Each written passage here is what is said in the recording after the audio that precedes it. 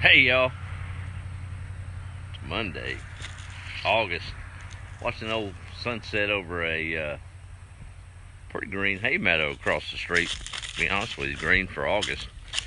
But I think I've come to know, I don't think I've ever thought about it like this.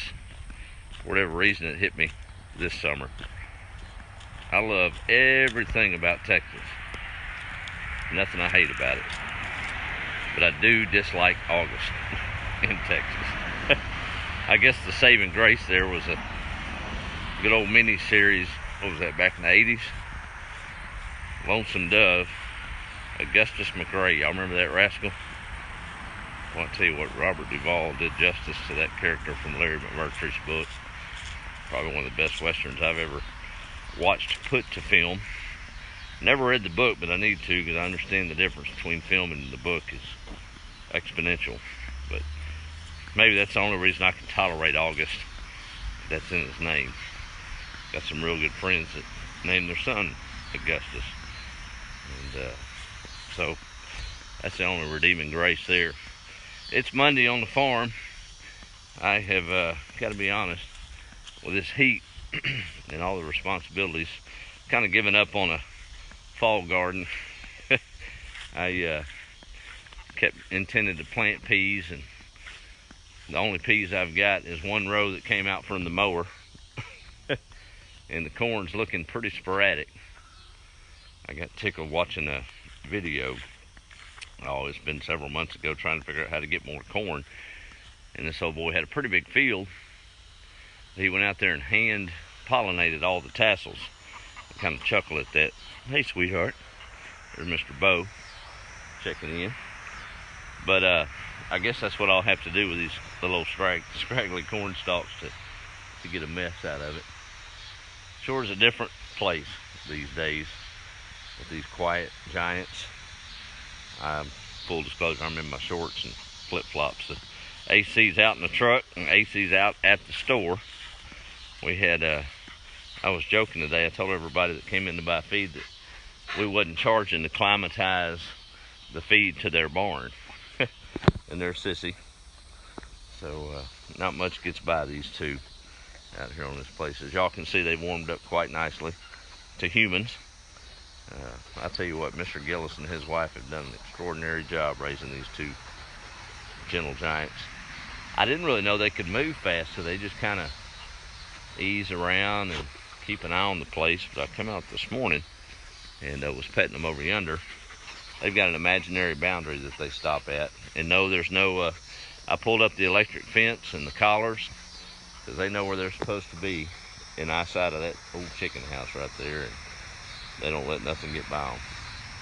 I came out this morning, gave them a little pet, and all of a sudden Sissy took off in the high pasture and Bo was right behind her, and they hit them woods a barking. I don't think I've seen any dog run that quick. I wish I'd have seen the critter that was after her, because I'm sure he was running about 2 steps faster. So they activate when it's time. But just quiet little old guardians doing good. But anyway, it's funny, I leave the old chicken coop door open these days because there's really no threat. I kind of got worried about a few of the little ones the other day, but they were just up in that cut up by my thinking place. And lo and behold, old Sissy was up there with them when I found them. Just watching them, making sure there wasn't nothing out of place. But good dogs. Hard to replace that kind of loyalty. They don't ask for nothing but a little food in the bowl and good water and maybe some affection now and then, and they get plenty of that. But funny thing I was thinking about today was faith. Think about that a lot, and I guess some folks would, in our modern times, would equate some of this type of living to stupidity or ill preparedness, but it's a fine line there. What brought it to mind was Mr. Lloyd, my good friend that y'all saw a video of here, what was it, 2 weeks ago, him sitting here in the pasture.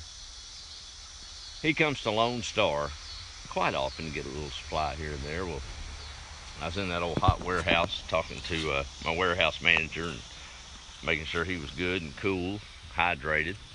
and looked out and seen Mr. Lloyd's truck in the parking lot. So I walked out there, and warehouse manager was hollering at him that he had a flat on his passenger side. And it wasn't just a flat, it was a complete blowout. Well, Mr. Lloyd, of course, arthritis had set in at 82, and he kind of eased out. He said, well, he was happy. He said, well, look at there, got a flat. I said, and my warehouse manager said, yep, it's flat. He said, just on the bottom. What an attitude. Well, I asked him, did he have a spare? He said, nope. I said, do you have a jack? He said, nope, but look where I broke down.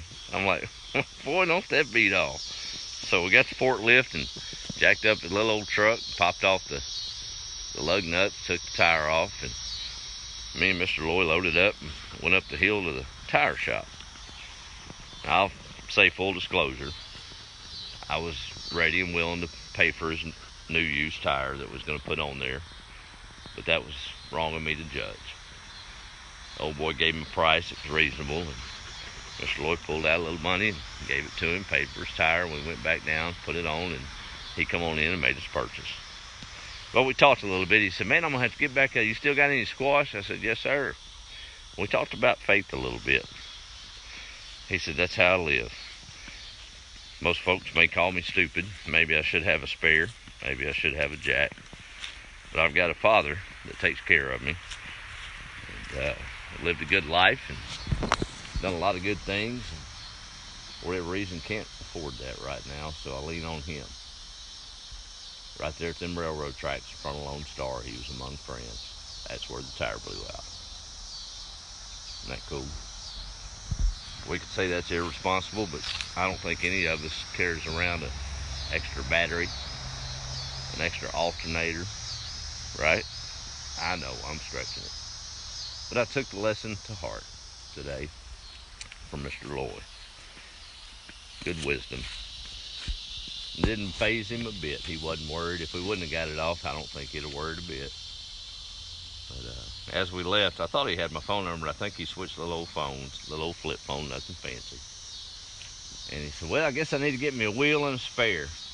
I said, no, sir, you got my phone number. That's all you need. He kind of laughed. He said, well, put that thing in my phone. So I did. And so here's a copy of it in the glove box in case you can't find your phone. I don't know if there's a bigger joy for me than helping somebody. Didn't cost me a dime. I was already hot. It was 100 degrees in the store. So why not be out there helping somebody? That's absolute joy of service. I know a lot of my close friends do a lot of that quietly. Guess I shouldn't talk about it, but maybe it needs to be championed. All the other nonsense is. Anyway, enjoyed that this afternoon with Mr. Lloyd. I know we've all seen it. I've seen list upon list upon list. I'm going to try to remember a few of these. But one was about things a man should teach his sons. And I've got 3 that I'm very proud of, all at different stages of their life. A daughter that I'm over the moon for. And a dad that taught me all of these, not because he had a list, but because that's just how he lived his life. There was a bunch of them, and there's a ton of them that I'll leave unsaid. But I'm going to try to cover a few of them. One's never shake a man's hand sitting down. That wouldn't have went well for me if I'd tried that. When entrusted with a secret, keep it. Very few of us have that power, do we? If you're borrowing somebody's car for whatever reason, well, unless it's Avis or Hertz or whatever, return that thing with a full tank. Boy, I always loved this one. I saw it play out so many times in my dad's life. Don't let a wishbone grow where a backbone should be.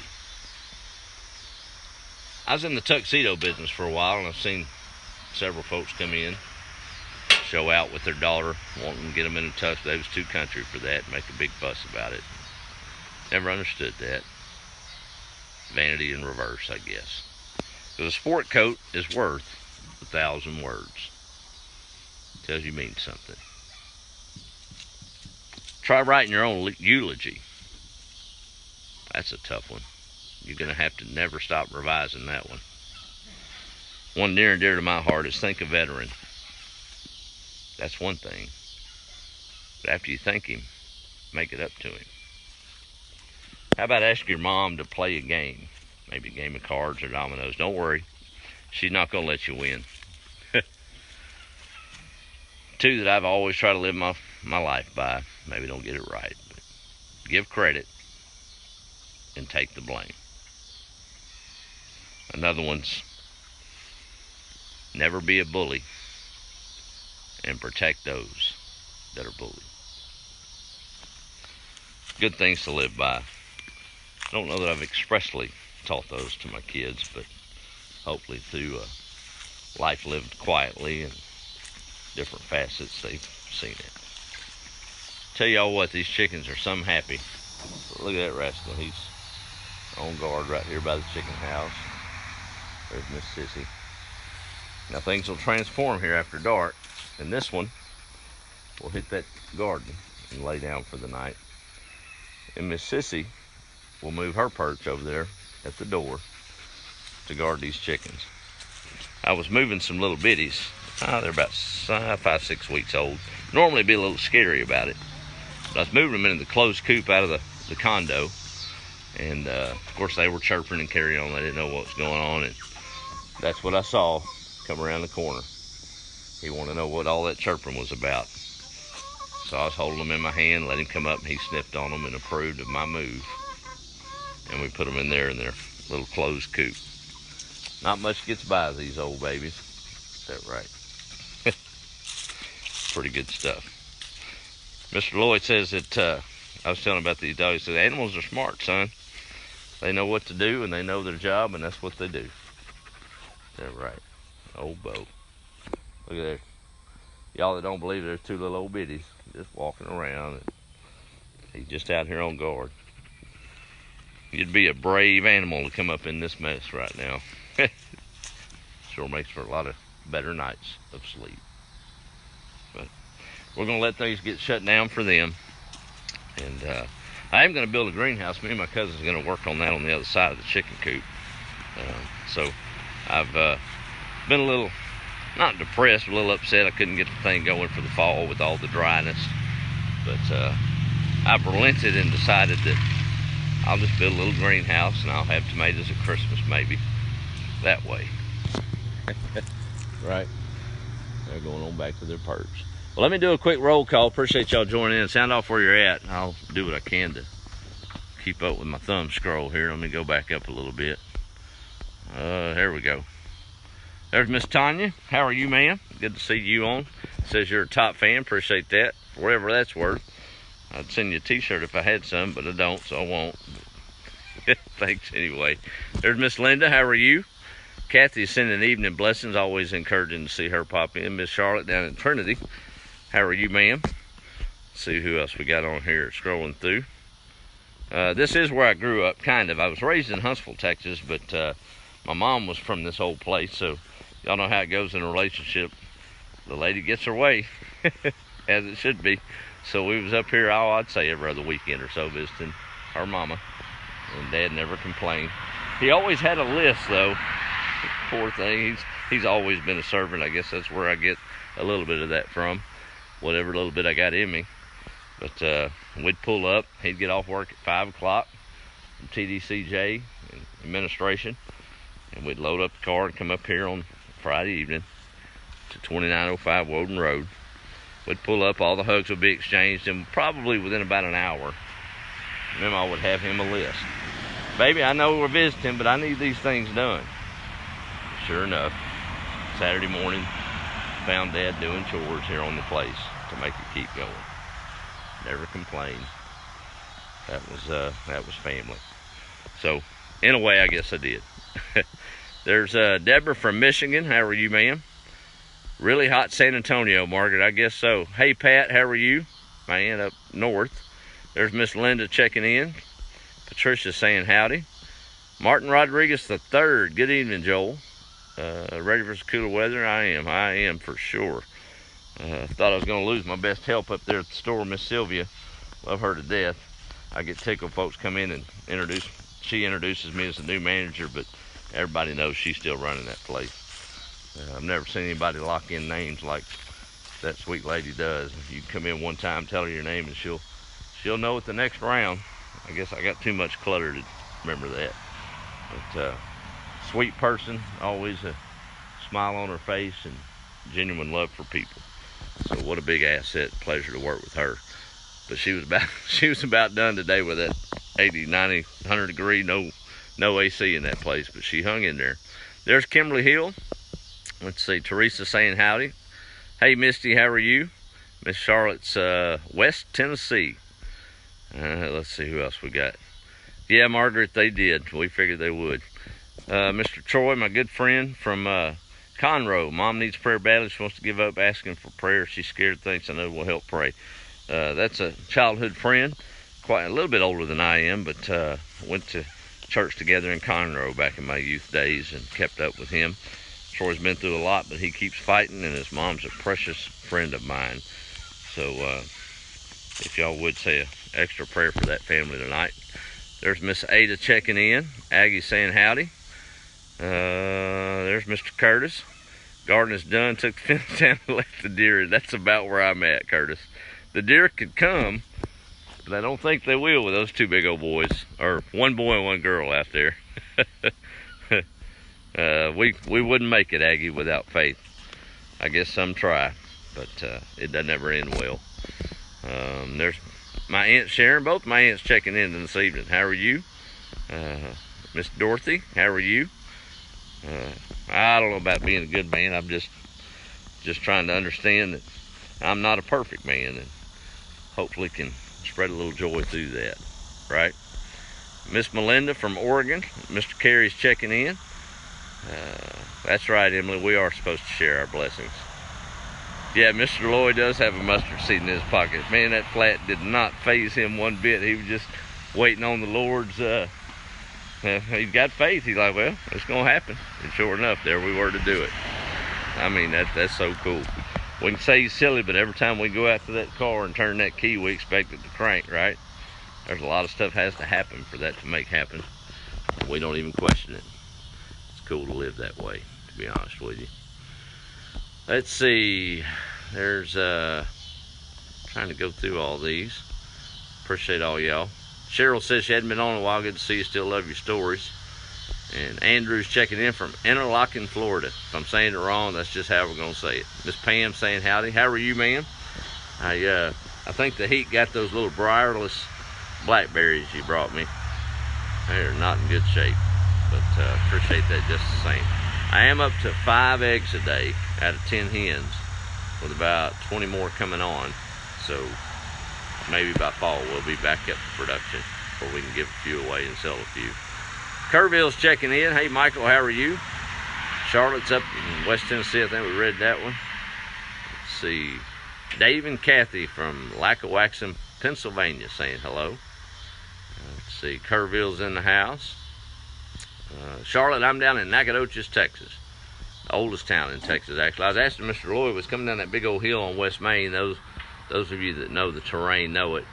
And kind of hit me because he's 80. He grew up around here. I said, Mr. Lloyd, was this ever dirt here? He said, no.